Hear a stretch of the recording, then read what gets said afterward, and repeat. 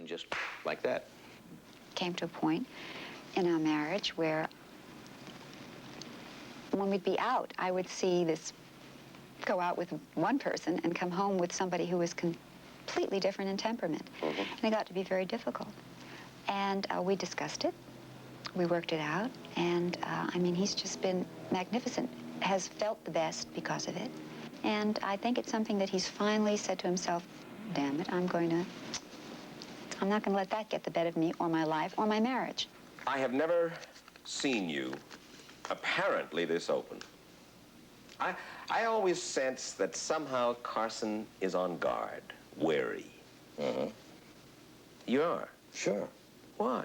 I like to keep certain things private. I probably do put up a barrier until I get to know people. It's very hard for him to express his feelings to people. Really only those he trusts a lot. He doesn't trust very many people. And so therefore, people who he doesn't trust might find him to be aloof, snobby, stiff, don't touch me.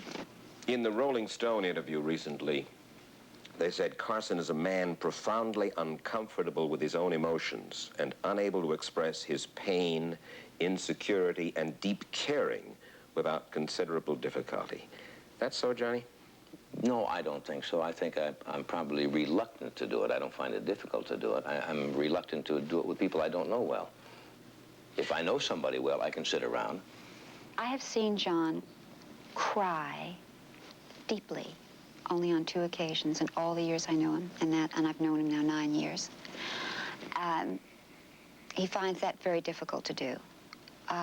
May I intrude to ask when, or would you rather I didn't? I'll tell you just one time, because I don't think he'd mind me telling you that. When Jack Benny died, when we came home from the funeral, Johnny wept like a baby. And it was continuous. It was for several hours. I'd never seen him cry quite like that before. They were that close?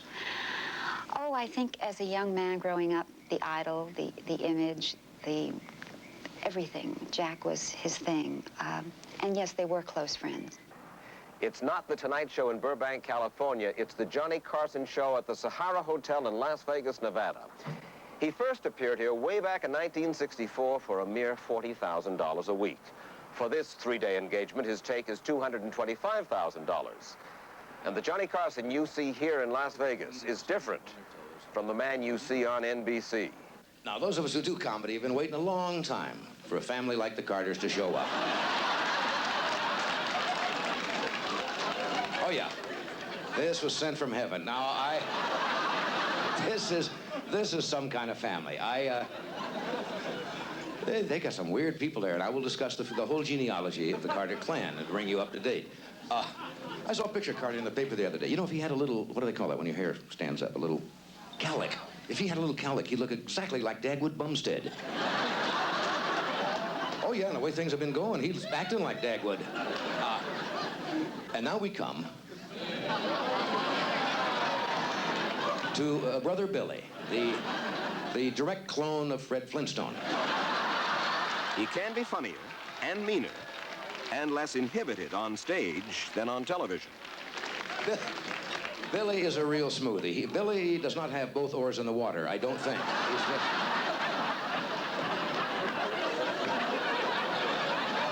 They got to pump a little more air up in there somewhere. Now, you're all familiar with Billy's wonderful diplomatic little deal he did when the Libyan delegation was here. He was showing the Libyan delegation around Plains, Georgia. And here were these dignified people from the country of Libya. And Billy steps out of the car and relieves himself against the side of a building. That's our president's brother. That's the way you find Billy's house in Plains. You just follow the yellow brick road and you go right to Billy's house. It's just... You know about Ruth? She's the evangelist. She's the one who is trying to convert Larry Flint.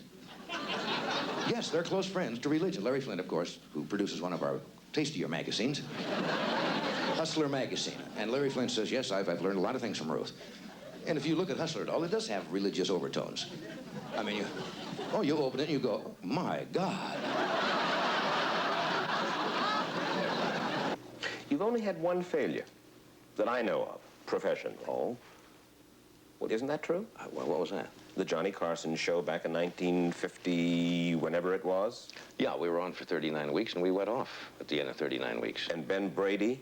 Mm-hmm. Was he the producer of it, or the... That's what I thought. Carson was trying to be a major comedian in prime time, and he didn't have the power, said Ben Brady.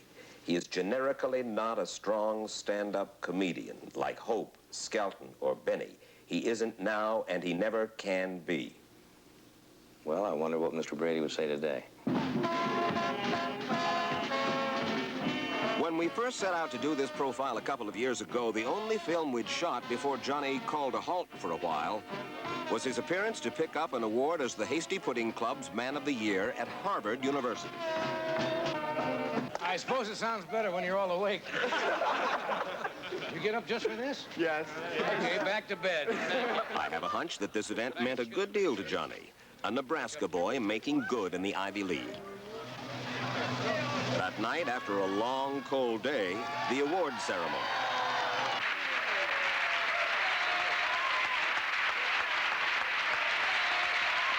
This is really lovely, but more important than that, I want to thank the club for letting me and my wife stay in the master's residence last night at Elliott House. You really don't know what that means. It's the first time I've scored with a chick on a college campus since 1949.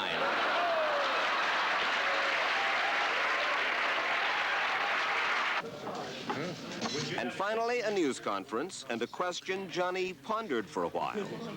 What would you like your epitaph to be? My epitaph? Ultimately.